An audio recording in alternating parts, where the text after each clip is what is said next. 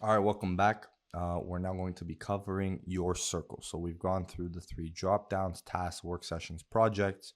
I've shown you guys how work sessions work from top to bottom. This is basically the solo side of the app. So this is the other major feature of the app is the social side. If I can bring your attention up here to the right of the good evening text, you will see a little icon beside settings called your circle. If you go ahead and click on there, and for reference, this is the dummy data. My name is not Jordan Lee. You will see your list of friends. So here we can basically see myself and three other people. The way you join your circle is by going to the settings icon over here and finding group. And this is your group code. So from here, you can copy the group code, give it to your friend. They can put it in and join your circle. So from there, you have your circle window over here. As I said, you can see people who are online. So we can see Alex is in a session, and then you have two drop downs underneath. If you click on any of these people, so let's say we click on Alex over here, you can see their individual stats. So this includes both, basically, it's the equivalent of the work session stats for your solo um, panel or solo person, I should say. It's the equivalent to the Your Circle panel over here. Again, personal bests, their score, and all that stuff. So you can basically hold your friends accountable, see how distracted they've been, how many hours they've actually worked, etc., etc. And so this opens in the main panel. You can basically toggle between any of your friends and see their individual stats, like so. Down below here, you have your activity timeline. So we can see basically previous days or weeks. You can filter over here by day, week, month, whatever. And you can see different sessions that were started. So you can see Jordan here finished their school session. It was 3 hours long. And this is the cool part because you can actually see their timeline. So similar to how you see your timeline at the end, you can see that they got distracted by, this is me in this case, but let's say Jordan is another member of your circle. They got distracted by Spotify. At this time, you can go be like, why were you on this? Hold them accountable, chirp them, whatever you want. But that's basically the gist of the activity feed to show actual concrete numbers, data, and history of what your friends have been up to. Quick messages is effectively a way in which during shared work sessions, you guys can send messages to one another. So you can create a message here being like, whatever, get back to work.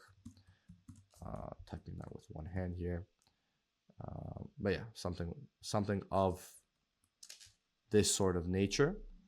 And once you've created that message, it's effectively now going to be a preset in the work session as I'm about to show you guys. So that's pretty much the gist of your circle and the panel there. The next step for us is going to be starting a work session with our friends. So the way that works is you've already seen the solo version of it. You can start a shared one, but before we do so, we're going to jump back into the solo one. So bear with me for a second here. I'm going to select my preset and I'm going to enter a session. There's two types of shared session. One is called joining a sync. So you're joining a session with another person. You can think about this as a sort of, like playground where I'm in my session. And if I have someone else online, like Alex, and I hover over my work session modal here, I see a plus button. And if I click this plus button, I'm basically joining a room in which I am now in a shared work session. You'll see the notification pop up here. It's still an empty room. But if I do join a work session, I give Alex now the ability to also hop in, given he's also in the work session, into the same sync. And if that occurs, you'll notice that it's just me in the room right now. His icon will pop up here, with his profile picture, and will basically be in the same shared session. If that occurs, distractions are now shown to your friends, and you can hold each other accountable in that way. So this room is currently empty because no one's joining my session. But you'll see I have all these presets here. So there's already the basic four, and I've added just another one. And again, you can think of this as a room where everyone sees that message.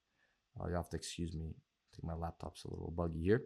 But all in all, that's basically the same. If you want to leave the sync, you just say leave sync, and you're now back in your personal work session room where no one's seeing what distractions are happening or what tasks you're completing or any of that.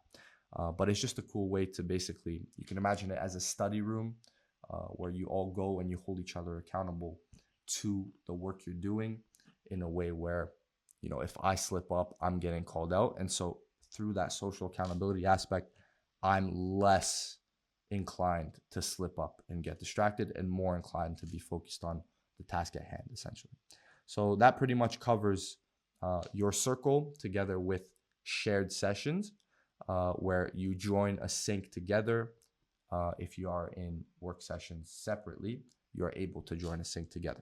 In the next video, we're going to cover particularly the different type of session, which involves you guys starting the work session at the same time.